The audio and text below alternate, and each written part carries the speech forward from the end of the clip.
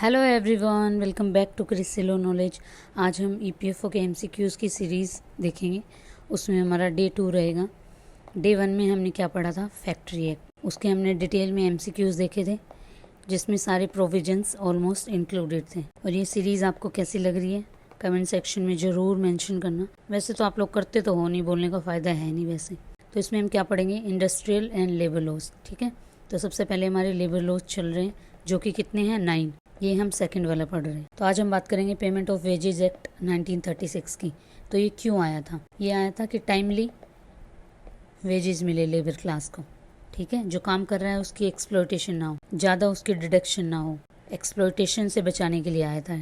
ठीक है, अब इसमें क्या होता है, मैक्सिमम कितने टाइम में वेजेस दे देनी है? तो वो होता है 1 मंथ। 1 मंथ में आप उसकी पेमेंट दे दो, क्लियर कर दो भाई, उससे ज़्यादा नहीं। आप ये नहीं बोल सकते मैं 6 महीने बाद दूंगा या 1 साल बाद दूंगा, तो ऐसा नहीं होता। मंथली टू मंथली आपको पेमेंट देनी है, जिससे कि उसका भी रोजगार, उसकी भी दिनचर्या चलती रहे। फिर क्या होता है, जब किसी फैक्ट्री में 1000 से कम लोग हों, ठीक है, 1000 से कम वर्कर हो, मान लो 900 वर्कर हैं, कितने दिन का एक्सीड कर सकते हैं?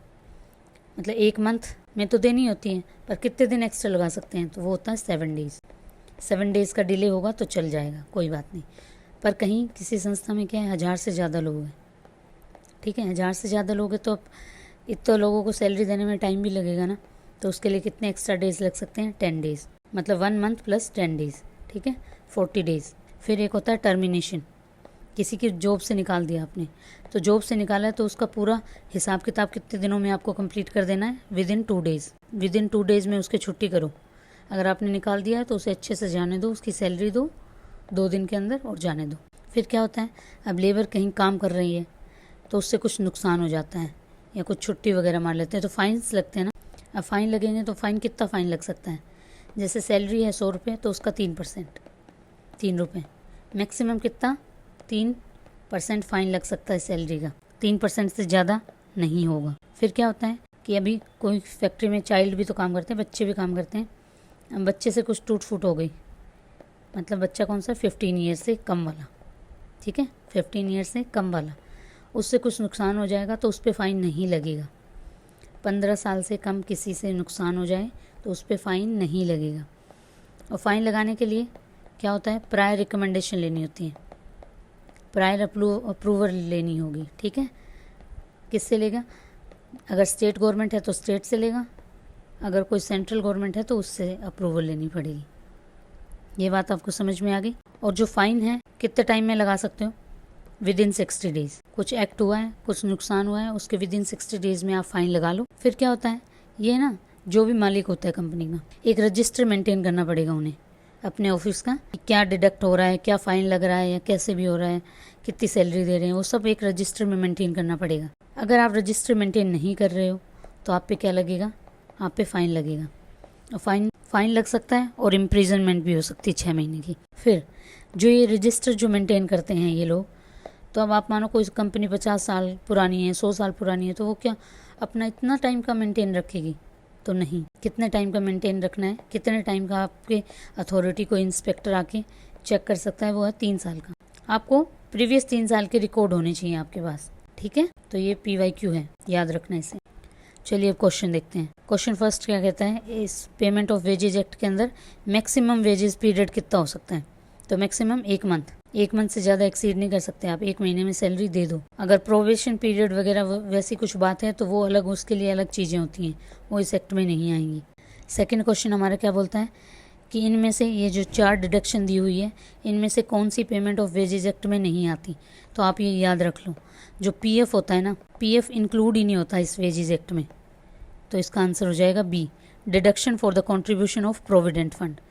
प्रोविडेंट फंड इसके अंदर आता ही नहीं है तो डिडक्शन क्यों काउंट होगी इसमें? ठीक है, एब्सेंस राह ड्यूटी से उसकी डिडक्शन भी आ जाएगी इसमें, हाउसिंग का रेंट वाली डिडक्शन भी आ जाएगी इसमें, और ये प्रायर अप्रूवल, मतलब कुछ चीज़ें डैमेज कर दी आपने तो वो भी आ जाएगी। अब हम बात करते हैं थर्ड क्वेश्चन की। The payment of wages act apply to person earning wages up to, कितनी इनकम होगी तब ये लगेगा एक्ट? तो वो है ना 2017 में एक अमेंडमेंट हुई थी, उसके अंडर जो इंसान 24,000 रुपये कमा रहा है ना, वो इस एक्ट के अंदर आएगा। 24,000 से ज़्यादा कमा रहा है तो वो इस एक्ट के अंदर नहीं आएगा, वो कोई और एक्ट के अंदर आएगा। ठीक है, तो इसका हो जाएगा D। और वैसे क्या होता है, पेमेंट ऑफ वेजेज एक्ट हर स्टेट अपना अलग अलग डिसाइड करती है। फिर हम फोर्थ क्वेश्चन की बात करते हैं। Who is empowered to hear claims arising out of deduction from wages और delay in payment under this act. अगर इस एक्ट के अंदर कुछ डिडक्शन वगैरह या कुछ काम हो रहा है वो कौन देखेगा? तो इसका आंसर हो जाएगा B, authority appointed by the appropriate government. अगर स्टेट देख रही है तो स्टेट गवर्नमेंट जिसको अपॉइंट करेगी, बेसिकली क्या होता है, लेबर इंस्पेक्टर या कमिश्नर होता है, पर उसको स्टेट या सेंटर किसको भेज रही है वो उस पर डिपेंड करता है। तो इसका आंसर हो जाएगा बी। फिर हम बात करते हैं फिफ्थ क्वेश्चन की। The employer must pay the wages of employee in establishment employing less than 1000 worker within how many days of the wages period end. अब क्या होता है, ये वही बात है कि 1000 से कम लोग हैं किसी कंपनी में, 1000 से कम लोग हैं किसी कंपनी में, तो उनकी पेमेंट कितने दिन डिले हो सकती है? तो वो हो सकती है 7 डेज़। विद इन मंथ तो देनी है, ये तो सबके लिए है, पर अगर 7 दिन और एक्स्ट्रा ले सकते हो तो कोई दिक्कत चल रही है तो ठीक है। और अगर 1000 से ज़्यादा हुए तो कितने दिन लगेंगे? कमेंट सेक्शन में बताओ। फिर हम बात करते हैं सिक्स्थ क्वेश्चन की। If an employee is terminated wages must be paid within. अगर क्या है, आपको जॉब से निकाल दिया है तो आपको कितने दिन में जो आपकी वेजेस या सैलरी रह गई वो कितने दिन में पे करनी पड़ेगी? विद इन 2 डेज़, ठीक है। फिर हम देखते हैं जो फ़ाइन होता है वो मैक्सिमम कितना लग सकता है? 3%, ठीक है। बी आंसर इसका, जितनी सैलरी है उसका 3% आप फाइन लगा सकते हो, उससे ज़्यादा नहीं। फिर 10th क्वेश्चन की बात करते हैं। Under the payment of wages act 1936 the maximum wages limit कितनी है? पहले कितनी थी? 18,000 थी। अभी 2017 में अमेंडमेंट हो गई, कितनी हो गई? 24,000। जो 24,000 कमा रहा है वो इस एक्ट के अंदर आएगा, अदरवाइज़ नहीं। मतलब कि उससे कम कमा रहा है तो भी आएगा, ज़्यादा कमा रहा है तो नहीं आएगा, ठीक है। अब ये है PYQ, ये शायद 2017 में पूछा था या 2023 में पूछा था, मुझे याद नहीं है, पर ये है PYQ APFC का, ठीक है। देखते हैं। Under the provision of payment of wages act 1936 every employer of an establishment has to maintain the register. अब क्या है, एक रजिस्टर तो तुम्हें मेंटेन करके रखना पड़ेगा और उसमें रिकॉर्ड करनी पड़ेगी वेजेस पेड एंड डिडक्शन। उसमें क्या है, जो वेजेस तुम दे रहे हो या जो डिडक्शन कर रहे हो तुम, ठीक है, वो सब उसमें लिखनी पड़ेगी। तो फिर इसमें क्या बोल रहा है कि वो रजिस्टर को कब तक तुम्हें मेंटेन करके रखना पड़ता है? तो वो होता है 3 ईयर। 3 ईयर तक तुम्हारे पास रिकॉर्ड होना चाहिए। कोई भी लेबर इंस्पेक्टर या जो भी इंस्पेक्टर जो अपॉइंट होगा इस चीज़ के लिए, वो आके आपके 3 साल के पीछे के 3 साल तक के रिकॉर्ड चेक कर सकता है। तो इसी तरीके से हम सारे 8 या 9 जितने भी एक्ट हैं उसको डिस्कस करेंगे। ये लेबर लॉज की बात कर रही हूँ मैं, उसके बाद हम इंडस्ट्रियल लॉज के बारे में भी बात करेंगे। अब क्या है, अब PYQ जब देखोगे ना APFC का, जो हम यहाँ पे 8 या 9 एक्ट डिस्कस करेंगे ना, उनमें से आपको 3 या 4 एक्ट मिल जाएंगे पेपर में, जो हमने वीडियो में डिस्कस करा है उन्हीं 8-9 वीडियो में से। तो वीडियो स्किप नहीं करनी है, अच्छे से देखनी है, बार बार रिवाइज़ करना है।